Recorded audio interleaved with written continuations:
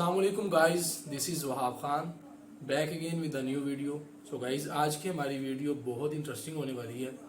आज हमने बनाए चिकन ब्रेड, जो कि बहुत ही आसान और बहुत मज़े के रहे। वीडियो अच्छी लगे वीडियो को लाइक करें, अपने दोस्तों के साथ शेयर करें।